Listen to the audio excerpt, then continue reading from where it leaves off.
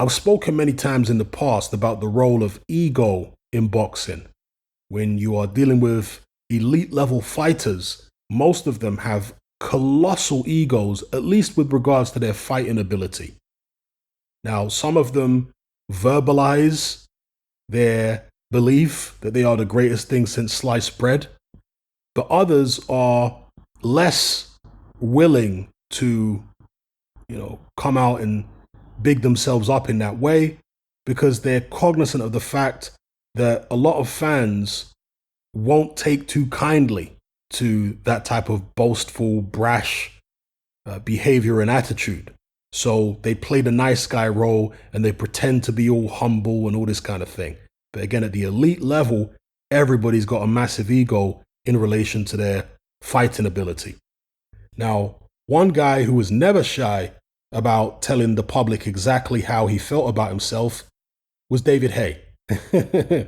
So when David Haye was recently asked about the current heavyweight division, he was very complimentary. He said that there's far more talent in the heavyweight division now, far more depth than there was when he was still fighting. And of course, he won multiple belts at cruiserweight and stepped up to heavyweight and did have the WBA belt for a time before losing it to Vladimir Klitschko. But he says that, I'm going to quote him here, "You can't change what's happened, but it's a very special time. There's so many good fighters, and even the young crop coming through, like Joe Joyce and Daniel Dubois. There's a lot of homegrown talent, and at the top of that, there's Tyson Fury, and just behind him is Anthony Joshua. I've never known a time when there's been such depth of quality. Each one of those, you could make an argument on why they'll become a world champion. Daniel Dubois' punching power is through the roof. Joyce can pretty much walk anyone down. There wasn't that depth that there is now." Now, I certainly agree with David Haye. This is something I've been saying for a long time. You've got the Tyson Furies, you've got the Anthony Joshuas, you've also got the Deontay Wilders, you've got Andy Ruiz, Dylan White, but he's probably on his way out. You've got Philip Hrgovic coming up, you've got Jared Anderson coming up, as well as the Daniel Dubois and the Joe Joyces. There's definitely depth in the division right now, far more so than there was during the Klitschko era, which is when David Haye held a version of the world heavyweight title. But despite that depth, Haye still believes that he would have beaten all the top guys around today. He said, "My biggest rival at cruiserweight was Enzo Macronelli. Derek Chisora wasn't a world champion and Audie Harrison was only European champion. But despite that," he says, "I'd love to see how I'd have got on today. In my mind, I would have beaten everybody, but we'll never know." The Haymaker retired 4 years ago after suffering several serious and back-to-back defeats against Tony Bellew. Anyway, Haye saying what he said here is to be expected. He is a winner in life.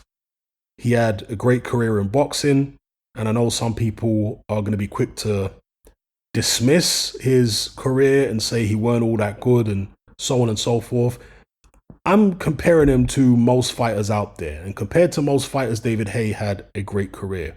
Made a lot of money, was legitimately unified cruiserweight champion. At heavyweight didn't do much, but he was the first guy to knock out Derek Chisora, right?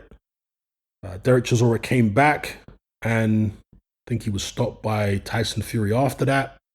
He was also knocked out by Dylan White, etc., etc. But David Haye was the first guy to drop Chisora, if memory serves me correct, and the first guy to stop him. And he did that in 5 rounds. He stopped him quicker than anybody has throughout Derek Chisora's career. So I think we have to give him some credit for the job that he did there. You could say that Chisora wasn't at his peak. His technique improved later on in his career. Okay, but he still managed to get the job done. He fought a version of Derek Chisora which wasn't too dissimilar to the version that Tyson Fury fought both times. So just bear that in mind. So yeah, David Haye coming out saying he thinks he would beat everybody is to be expected. And to be honest with you, just based on styles, I think David Haye would have a good chance against several of the top fighters. I'm not saying that I'd pick him to beat everybody. But I think he'd have a good chance against 7 of the top fighters because of his speed, because of his gunslinging, sharpshooting style, his punching power, the suddenness of his right hand. Yeah, I know Vladimir Klitschko completely nullified him, but not everybody's Vladimir Klitschko. There are things that Klitschko can do that, let's say, Anthony Joshua can't do, that Deontay Wilder can't do. Dare I say it, there are certain things that Klitschko can do that Tyson Fury can't do, even though Fury beat Klitschko. So I wouldn't just dismiss David Haye's chances against everybody because he lost to Vladimir Klitschko, personally. But let me know what you guys think in the comments below. How would David Haye fare in a matchup against the Tyson Fury? Obviously, he was scheduled to fight Fury. That fight never happened. How about a prime David Haye against AJ, against Wilder? I mean, we saw those sparring clips, right? I know it was edited by Haye's team to only show the parts where Haye was doing damage on Wilder and not the other way around. But still, what do you guys think would have happened if Prime Haymaker got in there against Prime Wilder?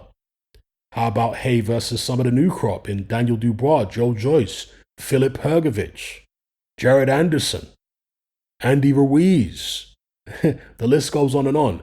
You know, I don't have an issue with David Haye saying that he could have beaten everyone because that's the confidence it takes to be an elite fighter. If you're coming out saying, oh no, I couldn't have beaten most of the current crop, then you probably would never have achieved what David Haye's achieved, or you're just lying, you know, or you're playing humble for the cameras. In your head, you're going to think, nah, man, I would have taken all these guys out. That's what most fighters are like.